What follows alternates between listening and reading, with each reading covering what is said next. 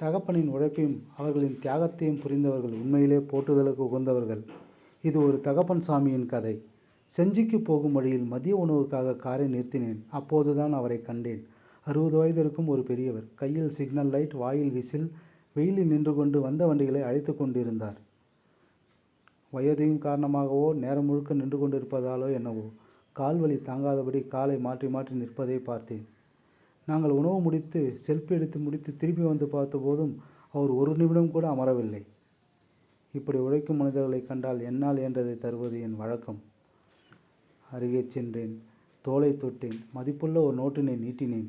அவர் மெதுவாக புன்னகைத்து, "வேணாம் சார்" என மறுத்தார். நான் கொடுத்த பணம் அவருடைய ஒரு நாள் சம்பளத்தை விட கூடுதல் தான். அப்படி இருக்க அவர் வேண்டாம் என்றது என்னை ஆச்சரியப்படுத்தியது. ஏன் என கேட்டேன். அவர் என் மனைவியை காட்டி, "அவங்க கொடுத்துட்டாங்க சார்" என்றார். அதை கேட்டவுடன் அவரின் நேர்மை, அவரின் பண்பாடு என் மனதை கவர்ந்தது. பின்னர் பேசத் தொடங்கினார்.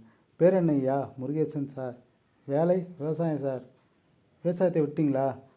சில வினாடிகள் மௌனமாக நின்றார். தொண்டை அடைத்து துக்கத்தை முழுங்கி மெதுவாக பேச ஆரம்பித்தார். "தஞ்சாவூர் பக்கம் கிராமம் சார். ஒரு பொண்ணு, ஒரு பையன். விவசாயம் தான் நம்ம வாழ்வு.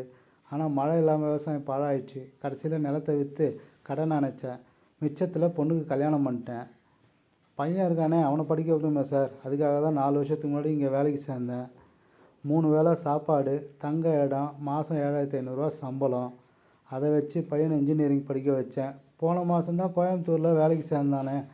அவர் கண்களில் பெருமை தெரிந்தது. "அட, உங்கள் பையன் இன்ஜினியரா? சூப்பர். அப்படின்னா நீங்கள் ஊருக்கு போயிடலாம் தானே?" "ஆமாம் சார். பையன் சொல்கிறான், அப்பா நீங்கள் ரொம்ப கஷ்டப்படுறீங்க, வந்துடு, எல்லாத்தையும் நான் பார்த்துக்கிறேன்னு. ஆனால் சின்ன கடன் இருக்குது சார். அதையும் அடைச்சிட்டா நான் ஊருக்கு போயிடுவேன்." "எப்போ?" அப்படின்னு கேட்டேன். "இன்னும் 2 மாதம் ஆகும் சார்." பாசத்தோடு நான் சொன்னேன். "கடவுள் இருக்கிறார் பெரியவரே, நல்லதே நடக்கும்." அவர் அமைதியாக சிரித்தார். அந்நேரம் ஹோட்டலேருந்து ஒரு பையன் ஓடி வந்து, "உட்காருங்க" அப்படின்னு சொன்னார். அவர் முகம் மலர்ந்தது. இப்போது அவர் சொன்ன வார்த்தைகளை மனதை நெருக்கியது. உங்களுடைய மனதும் நெகிழ வைக்கும். "என்ன சார் கடவுள்? கடவுள் என்றே இல்லை சார். மனுஷங்க தான் கடவுள். என்னை நம்பி வேலை தந்த முதலாளி ஒரு கடவுள். என் மாப்பிள்ளை என் பொண்ணை சந்தோஷமாக வச்சுருக்கான், அவன் ஒரு கடவுள்.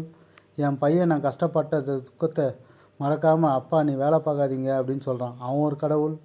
இப்போ எனக்கு உதவி செய்ய வந்த நீங்களும் ஒரு கடவுள் தான் சார்."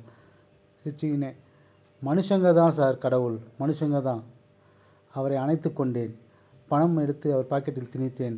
கார் எடுத்து கிளம்பும்போது அவர் புன்னகை என் மனதில் பதிந்தது. முருகேசசாமி, அந்த முகம் என் நினைவில் என்றும் பதிந்து நின்றது.